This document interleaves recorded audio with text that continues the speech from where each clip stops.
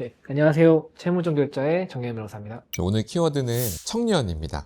제가 띄워드린 기사 한번 봐주시겠어요? 제목이 그거예요. 개인회생 청년 10명 중 7명은 생활비 마련 때문이다. 그래서 생활비가 69.9%, 한 70%가 생활비로 회생을 신청을 하는 것 같고, 보니까 여기 사기 피해도 있는 것 같고요. 주거비, 과소비 좀 크네요. 27.3%. 창업자금도 있고, 조그맣게 투자도 있는데, 저거는 주식이나 코인 투자 같아요. 도박 조금 있고, 그런 것 같아요. 그리고 채무액의 대부분은 4천에서 6천만 원 정도. 맞아요. 딱 요 정도 5천만 원 내외 이렇게 이제 채무 있으신 분들이 많이 오시더라고요. 실제로 청년 개인 회생이 보도자료에는 급증하고 있다고는 하는데 실제로 변호사님 많이 찾아오세요? 실제로 많이 찾아옵니다. 제가 느끼는 게 뭐냐면은 개인회생을 신청하는 사람들의 연령대가 점점 낮아지고 있어요. 그래서 대학생들도 있어요. 20대 초반, 20대 중반 이런 분들도 있어요. 어떤 이유에서 이렇게 많이 오시는지. 실제로 보면은 생활비 때문에 많이 나옵니다. 이 생활비라고는 하는데 여기 보시면은 주거비 있잖아요. 주거비 28.9%, 생활비 70%인데 이것도 사실상 거의 생활비라고 보시면 돼요.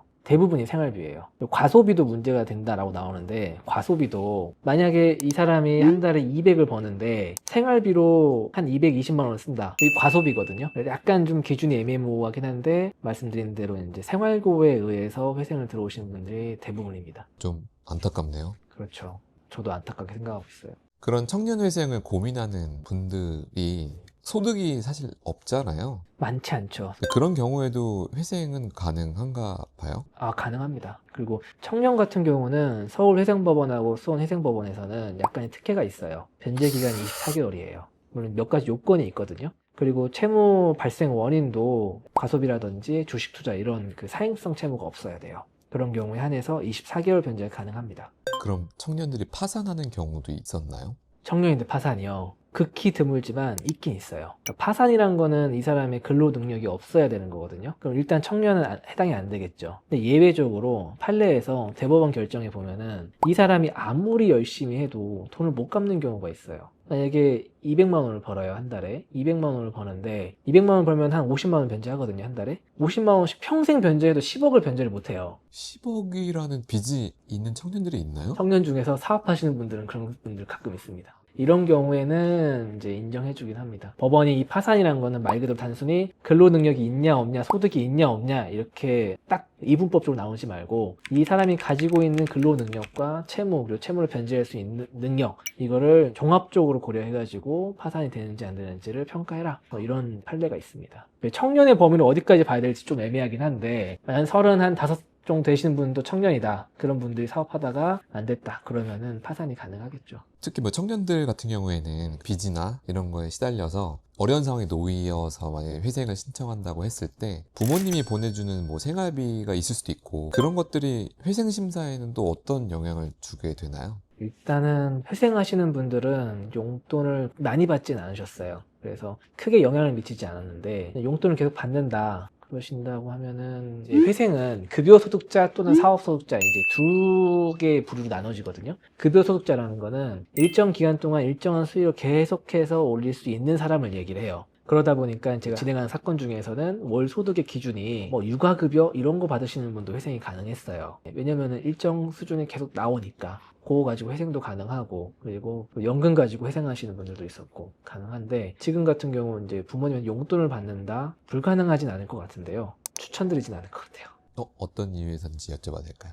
취직을 하셔야죠. 부모님한테 용돈을 더 이상 받지 마시고 취직을 하셔가지고 알바라도 하셔가지고 그걸로 갚아 나가야 되는 거죠. 그게 맞는 거죠. 그럼 그게 더 회생에 있어서 더 유리하게 작용한다. 네, 회생이란 거는 이 채무자가 내가 능력이 되는 한도 내에서 최대한 열심히 갚아보고 그래도 안 되면은 국가에서 이걸 면책시켜 준다는 거는 법원에서. 근데 이거를 이 사람이 그냥 용돈 받아가지고 회생을 한다? 라고 하면은 법원에서는 이런 말 하는데 채무자스럽지 않다? 약간 이런 얘기를 하긴 하는데요. 저는 약간 좀 더 책임감을 가지고 변제를 해보려고 하는 노력을 해야 된다. 열심히 한번 해봐야 된다. 약간 이렇게 생각하고 있습니다. 실제로 변호사님께 또 그런 채무자가 온 적이 있었습니다. 용돈으로 회생하겠다라고 하시는 분 사실 없었습니다. 이 대중의 생각이 회생하고 파산하는 사람들은 뭐 도둑놈이다 약간 이런 생각이 있는 것 같긴 한데요. 그런 사람은 많지 않습니다. 정말 드물고요. 다들 열심히 살려고 하는데 뭐 실패했다거나 아니면 잘 안 됐다, 운이 없었다. 말 그대로 노력했지만 불행했던 누군가 이런 사람들이 더 많거든요.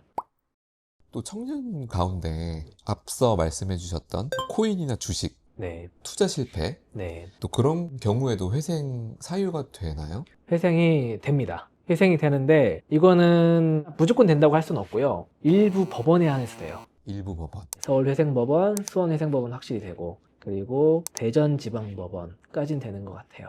이거는 이제 저희 실무 경험에 의해서 된다 안 된다를 판단할 수 있는 거고요. 나머지 법원은 조금 어렵지 않을까. 그 이유가 있나요? 이게 각 법원의 실무준칙이라는 게 있는데 법원마다 다릅니다. 그래서 일단 서울회생법원은 됩니다. 약간 지역차별 같죠?